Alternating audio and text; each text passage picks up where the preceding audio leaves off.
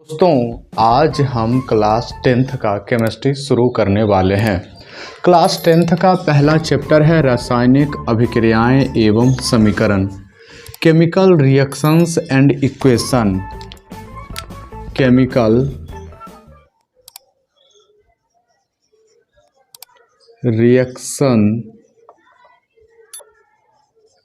Reactions and equation. Chemical reactions and equation, ये पहला chapter आपका है।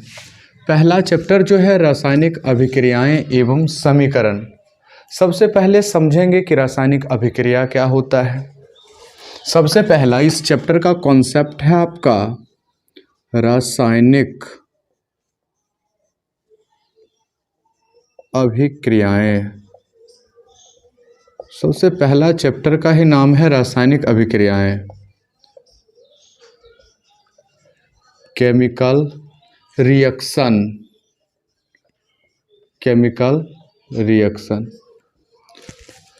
रासायनिक अभिक्रियाएं।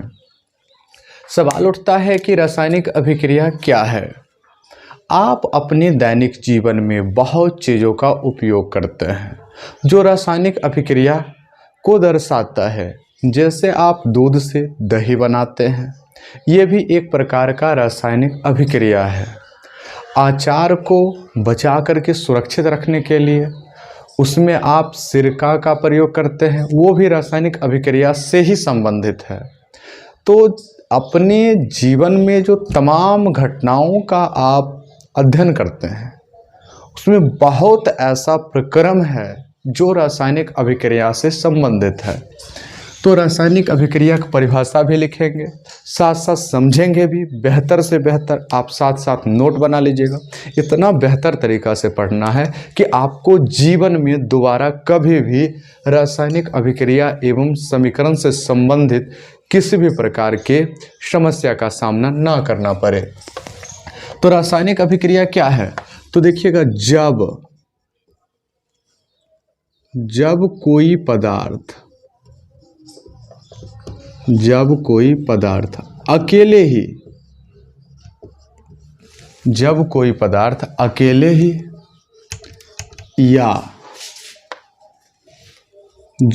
पदार्थ अकेले ही या किसी दूसरे पदार्थ से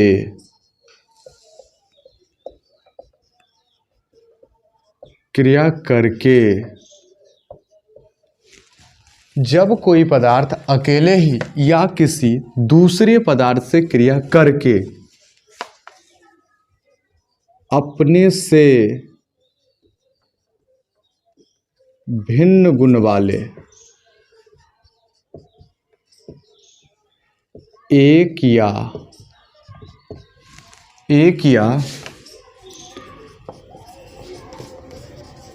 अधिक पदार्थों का निर्माण करते हैं, तो इस प्रक्रिया को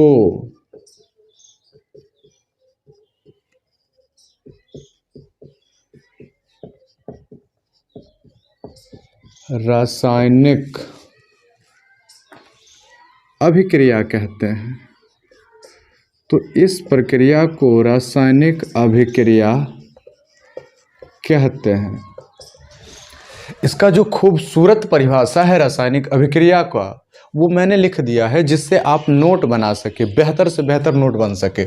जब कोई पदार्थ अकेले ही या किसी दूसरे पदार्थ से या किसी अन्य पदार्थ से क्रिया करके अपने से भिन्न गुण वाला पदार्थ हो, अब है कि अपने से भिन्न गुण वाला एक या अधिक पदार्थों का निर्माण करते हैं, तो इस प्रक्रिया को हम रासायनिक अभिक्रिया कहते हैं। तो ऐसे समझ तो थोड़ा कम आएगा, अरे समझ तो जाइएगा, लेकिन फीलिंग आना चाहिए ना। अगर टॉपिक पढ़ रहे हो केमिस्ट्री, मतलब अपनी तमाम आसपास के ज़िंदगी से जोड़ करके पढ़ना है। और जब अपने आसपास के ज़िंदगी से केमिस्ट्री को जोड़ करके पढ़िएगा तो जीवन में कभी भी केमिस्ट्री समस्या नहीं देगा। केमिस्ट्री मिस्ट्री बनने हुआ नहीं रहेगा, कभी भी जीवन में केमिस्ट्री मिस्ट्री बना हुआ नहीं रहेगा। केमिस्ट्री को मिस्री बना करके, केमिस्ट्री जो सब्जेक्ट मिस्ट्री है उसे मिस्री बना करके आपके रक्त में घोलने का काम ये एम महाराज पर छोड़ दीजिए। केवल और केवल आप मेहनत करना सीख लीजिए, जितना कहा जाए उतना करते रहिए, आप बेहतर से बेहतर रिजल्ट लेकर के आइएगा। तो जब कोई पदार्थ अकेले ही या किसी दूसरे पदार्थ से क्रिया करके अपने से भिन्न गुण वाले एक या अधिक पदार्थों का निर्माण करते हैं तो इस प्रक्रिया को रासायनिक अभिक्रिया कहते हैं। तो जैसे एग्जाम्पल जब तक ना मिले केमिस्ट्री में तो फीलिंग तो आने वाला ही नहीं है। जैसे फॉर एग्जाम्पल के लिए, तो एग्जाम्पल में क्या होगा कि हाइड्रोजन गैस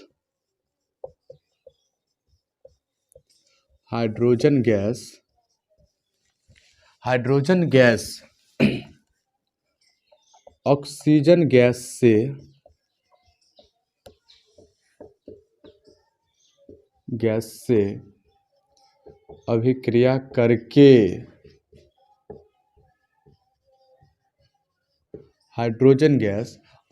गैस से अभिक्रिया करके हाइड्रोजन गैस ऑक्सीजन गैस से अभिक्रिया करके जल का निर्माण करता है।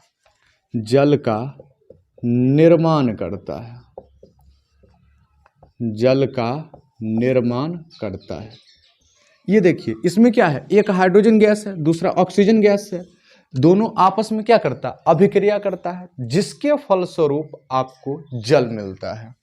तो हाइड्रोजन गैस का अगर सूत्र लिखिएगा H2O2, H2 हाइड्रोजन गैस का सूत्र, O2 ऑक्सीजन गैस का सूत्र, और एक देख लीजिए H2O मतलब जल बनना। H2O हाइड्रोजन गैस ऑक्सीजन से अभिक्रिया करके जल बना। देखिए यहाँ पर एक हाइड्रोजन गैस है, दूसरा ऑक्सीजन गैस है, और तीसरा एक पदार्थ बना है जिसको क्या कहते हैं, जल। इसमें देखिएगा एक हाइड्रोजन गैस दूसरा ऑक्सीजन गैस, हाइड्रोजन गैस और ऑक्सीजन गैस आपस में अभिक्रिया करके, हाइड्रोजन गैस और ऑक्सीजन गैस आपस में अभिक्रिया करके जल का निर्माण करता है। हाइड्रोजन गैस ऑक्सीजन गैस आपस में अभिक्रिया करके किसका निर्माण करता है, जल का निर्माण करता है। तो ध्यान से समझना है आपको, समझदारी में किसी प्रकार की कटौती नहीं होना चाहिए। अब देखिए यहाँ तक तो आप समझ गए होंगे कि जब कोई पदार्थ अकेले ही या किसी अन्य पदार्थ से क्रिया करके एक या अधिक भिन्न गुण वाले पदार्थों का निर्माण करते हैं तो उसे क्या कहते हैं। तो एक और एग्जांपल लेते हैं, मैग्नीशियम धातु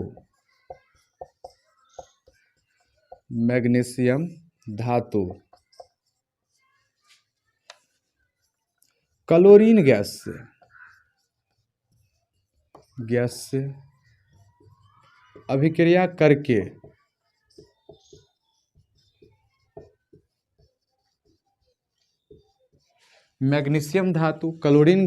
अभिक्रिया करके मैग्नीशियम धातु क्लोरीन गैस से अभिक्रिया करके मैग्नीशियम क्लोराइड बनाता है। मैग्नीशियम क्लोराइड बनाता है।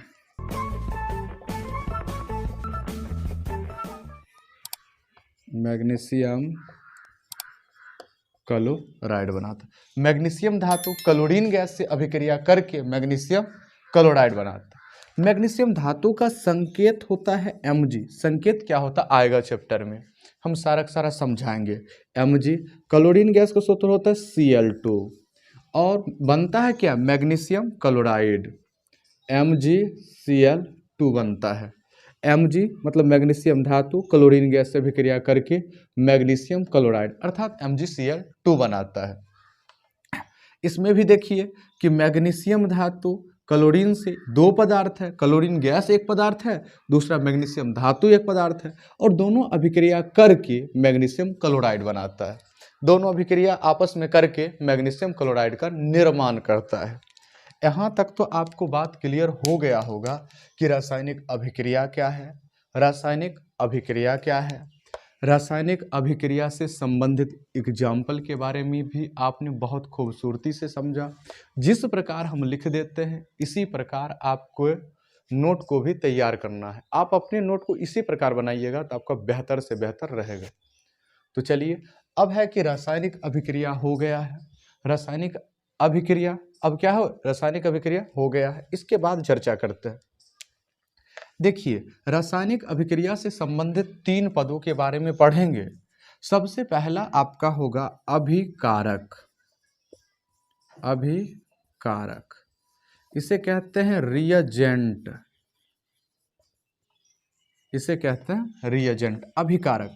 सवाल आता है कि सर अभिकारक कहेंगे किससे, अभिकारक कहेंगे किससे? तो रासायनिक अभिक्रिया करने के लिए, रासायनिक अभिक्रिया करने के लिए अभी जो आया वही अभिकारक कहलाया। ध्यान से फिर से सुन लीजिए, रासायनिक अभिक्रिया करने के लिए, रासायनिक अभिक्रिया करने के लिए अभी जो आया, अभी जो आया वही अभिकारक कहलाया। रासायनिक अभिक्रिया करने के लिए अभी जो आया वही अभिकारक कहलाया। तो इसका बुक के मुताबिक भी डेफिनेशन जानना है। तो रासायनिक अभिक्रिया में भाग लेने वाले पदार्थों को अभिकारक कहते हैं। रासायनिक अभिक्रिया में, रासायनिक अभिक्रिया में भाग लेने वाले पदार्थों को अभिकारक कहते हैं। रासायनिक अभिक्रिया में भाग लेने वाले पदार्थों को क्या कहते हैं, अभिकारक। देखो कौन कौन भाग ले रहा है, तो ये दोनों हाइड्रोजन और ऑक्सीजन भाग ले रहा है। तो हाइड्रोजन और ऑक्सीजन क्या कहला जाएगा, अभिकारक। हाइड्रोजन और ऑक्सीजन क्या कहलाएगा, अभिकारक। जो रासायनिक अभिक्रिया में भाग लेता है वो अभिकारक कहलाता है। इससे संबंधित एक और टर्मिनोलॉजी है प्रतिफल या उत्पाद, इसे कहते हैं प्रोडक्ट। प्रतिफल या उत्पाद, इसे क्या कहते हैं, प्रतिफल कहते हैं। तो प्रतिफल कहेंगे किसे, प्रतिफल कहेंगे किसे, रासायनिक अभिक्रिया के फलस्वरूप, रासायनिक अभिक्रिया के फलस्वरूप, फलस्वरूप बने नए पदार्थ को प्रतिफल कहते हैं, प्रतिफल कहते हैं। ध्यान से याद कर लीजिए, याद कर ही लेना है, जान लीजिए। जो चीज़ कह दे तो उसको एकदम दिमाग में फिट कर लीजिए। रासायनिक अभिक्रिया के फलस्वरूप बने नए पदार्थ को प्रतिफल कहते हैं। रासायनिक अभिक्रिया अभिक्रिया करने के लिए आया और जो नया पदार्थ बनाया वही ना प्रतिफल कहलाया। अभिक्रिया करने के लिए आया, जो नया पदार्थ बनाया वही ना प्रतिफल कहलाया। अभिक्रिया करने के लिए आया, जो नया पदार्थ बनाया वही ना प्रतिफल कहलाया। तो इसके बाद एक शब्द और है भाई, सब समझ लीजिएगा, और वह है उत्प्रेरक, जिसे कहते हैं कैटालिस्ट। कैटालिस्ट जिसे क्या बोलते हैं, कैटालिस्ट। जैसे गांव समाज में देखते हैं कि अब 2 प्रकार के व्यक्ति होता है। अब गांव समाज में आप आसपास रहते हैं तो लड़ाई झगड़ा जरूर होता होगा। लड़ाई झगड़ा होने के पीछे ऐसे लड़ाई झगड़ा नहीं होता, आपने किसी से कुछ बात कही किसी के खिलाफ, अगर वो व्यक्ति जिसको आपने ये बात जिसके खिलाफ बोला है, अगर वो व्यक्ति जा करके आपने जिसके खिलाफ बोला था उसको कह दे, वो आकर के आपसे लड़ाई करने लगता। लेकिन ये नहीं कहता है कि वो व्यक्ति हमें ये बोल रहा है, बट आप दोनों लड़ना शुरू कर दिए। आप दोनों क्या किए, लड़ना शुरू कर दिए, और वो आदमी कुछ नहीं हुआ। आप वो दोनों क्या किया, उस आदमी ने लड़वा दिया आप दोनों को। तो ये लड़ने वाला नहीं, लड़ने वाला नहीं। अब है लड़ने वाला नहीं, लड़ाने वाला। तो जो अभिक्रिया करने वाला नहीं, अभिक्रिया करवाने वाला, वह पदार्थ जो अभिक्रिया में भाग नहीं लेता है, वह पदार्थ जो अभिक्रिया में भाग नहीं लेता है, भाग नहीं लेता है, परंतु अभिक्रिया के वेग को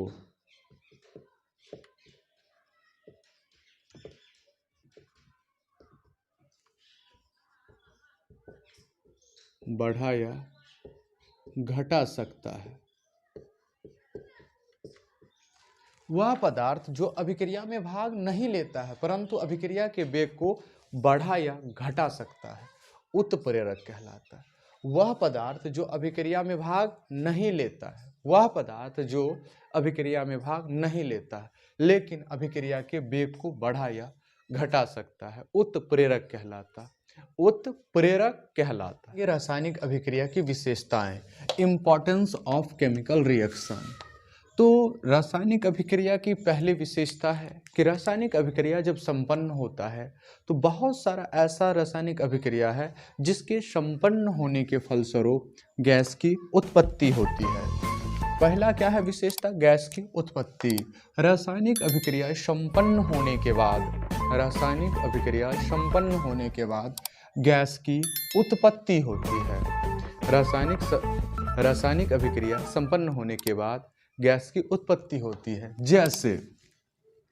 जैसे सोडियम धातु, सोडियम धातु, सोडियम धातु, सोडियम धातु हाइड्रोक्लोरिक, सोडियम धातु हाइड्रोक्लोरिक अम्ल से, सोडियम धातु हाइड्रोक्लोरिक अम्ल से अभिक्रिया करके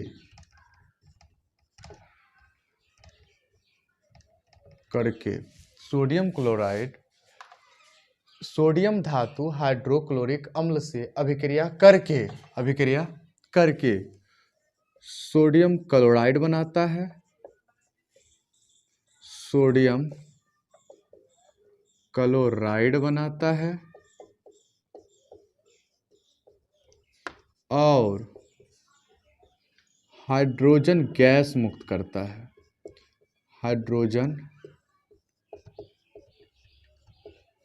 गैस मुक्त करता है, हाइड्रोजन गैस मुक्त करता है। तो क्या हुआ कि सोडियम धातु हाइड्रोक्लोरिक अम्ल से अभिक्रिया करके सोडियम क्लोराइड बनाता है और हाइड्रोजन गैस मुक्त करता है। सोडियम धातु का सूत्र हो गया Na, हाइड्रोक्लोरिक अम्ल HCl, रिएक्शन किया NaCl बनाया, साथ साथ H2 गैस रिड्यूस किया, साथ साथ H2 गैस क्या करता है? रिड्यूस कर देता है, निकाल देता है। पहली विशेषता था गैस की उत्पत्ति। फिर दूसरा विशेषता है अवक्षेप का बनना, अवक्षेप का बनना, अवक्षेप का बनना। तो बहुत सारा ऐसा रासायनिक अभिक्रिया होता है जिसमें जब रासायनिक अभिक्रिया करवाते हैं तो कुछ पदार्थ नीचे अवक्षेप के रूप में बैठ जाते हैं। तो एक एग्जाम्पल लेते हैं, silver nitrate, silver nitrate sodium chloride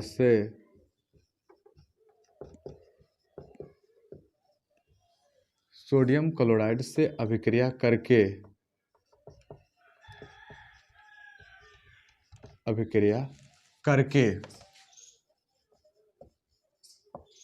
silver nitrate sodium chloride से अभिक्रिया करके, सिल्वर नाइट्रेट सोडियम क्लोराइड से अभिक्रिया करके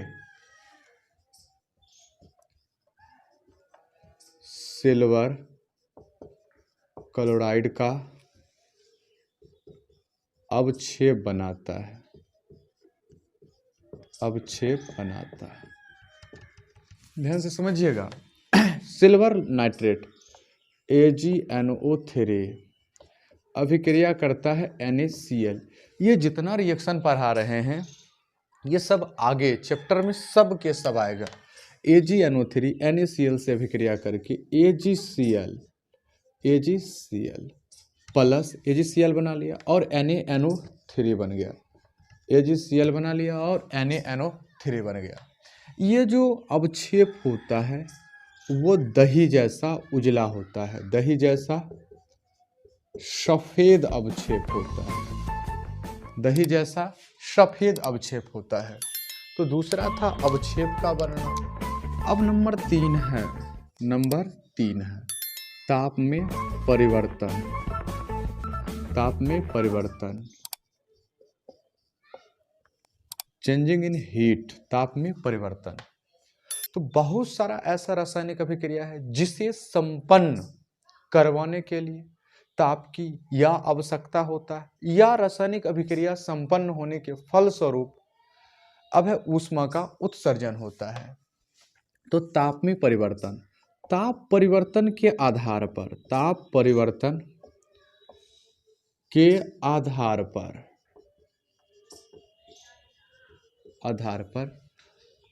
अभिक्रिया दो प्रकार का होता है। अभिक्रिया दो प्रकार का होता है।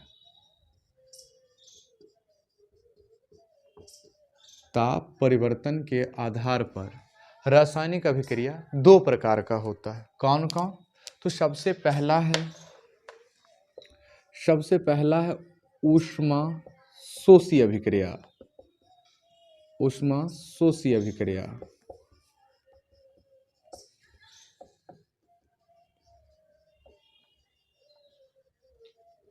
Endothermic reaction. पहला है ऊष्मा शोषी अभिक्रिया, वैसी रासायनिक अभिक्रिया जिसे संपन्न होने के फलस्वरूप, वैसी रासायनिक अभिक्रिया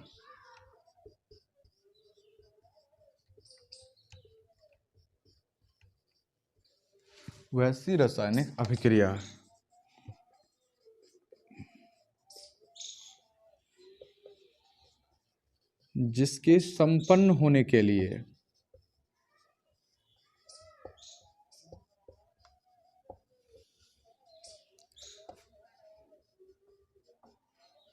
ऊष्मा की आवश्यकता होती है।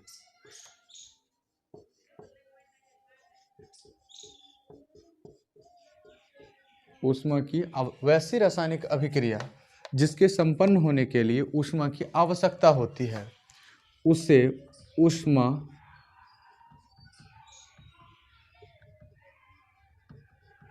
शोषी अभिक्रिया कहते हैं।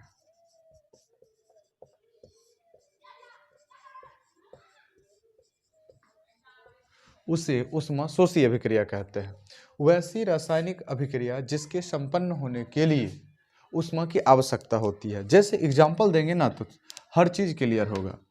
CaCO3 है, अगर इसको तोड़ना है तो इसको आपको गर्म, जब भी केमिस्ट्री में कहीं रासायनिक और तीर चिन्ह के ऊपर त्रिभुज का प्रयोग किया गया हो, त्रिभुज चिन्ह का प्रयोग किया गया हो, इसका मतलब होता है कि रासायनिक अभिक्रिया में हम ताप ले करके दे रहे हैं।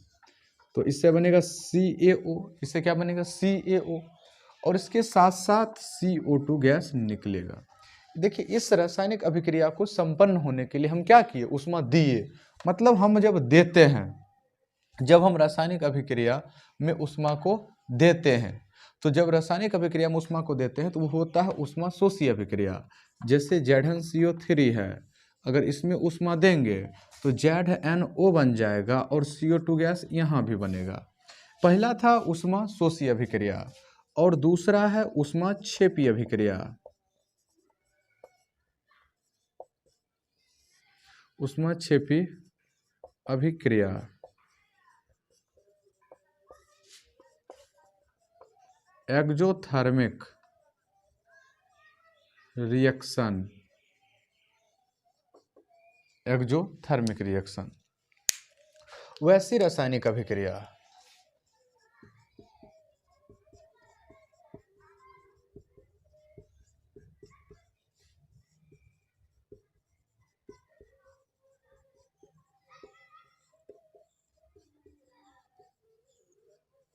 जिसके वैसी रासायनिक अभिक्रिया जिसके संपन्न होने के फलस्वरूप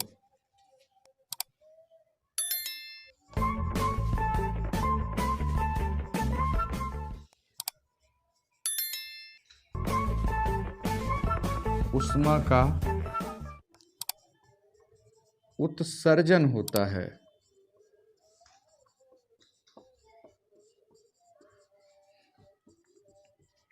उससे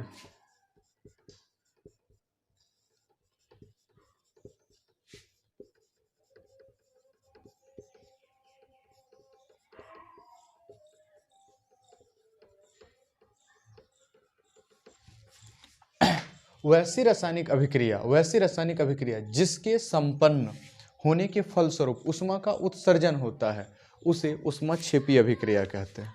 उसे क्या कहते हैं? ऊष्माक्षेपी अभिक्रिया। जैसे Mg+O2 रिएक्शन करता है ना, तो MgO बनता है।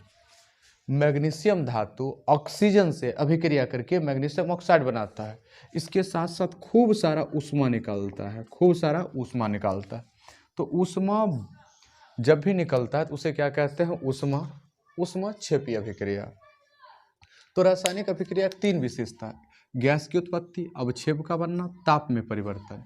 और एक और है, वो आपका है चौथा, रंग में परिवर्तन।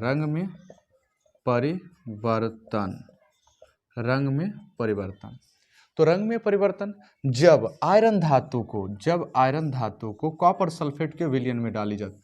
ये सवाल बहुत खूबसूरत है। ऐसे आने वाले समय में हम बताएंगे कि आयरन धातु को कॉपर सल्फेट के विलयन में डाला जाता है तो विलयन का रंग क्यों बदल जाता है। तो अब देखिए, आयरन धातु कॉपर सल्फेट के विलयन में जब डाला जाता है तो इसका रंग बदल जाता है। रंग क्या हो जाता है? परिवर्तन। FeSO4 बनता है और Cu धातु अलग होता है। अब जिसके कारण इसका रंग इसका रंग क्या होता है? हरा। कॉपर सल्फेट होता है हरा कलर का, और ये हरा से कहाँ पहुंच जाता है? नीला में। हरा से नीला क्या हुआ? रंग गया परिवर्तन। तो बहुत सारा रासायनिक अभिक्रिया ऐसा होता है जो क्या होता है? रंग में भी परिवर्तन हो जाता है। रंग में क्या हो जाता है? परिवर्तन हो जाता है। एक और था, 5वां जान लीजिए, अवस्था में परिवर्तन।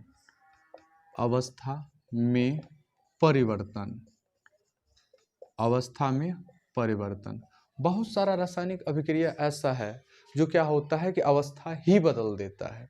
ठोस है तो द्रव हो जाता है, द्रव है तो गैस हो जाता है, और गैस है तो हो सकता है कि प्लाज्मा अवस्था में चले जाए। जब क्लास 9th हम शुरू करेंगे, अगर आप नहीं जानते प्लाज्मा क्या अवस्था क्या होता है, बोस आइंस्टाइन कंडेंसेट अवस्था क्या होता है, तो कुछ जा करके खूबसूरती से देख लीजिएगा, आपको समझ आ जाएगा।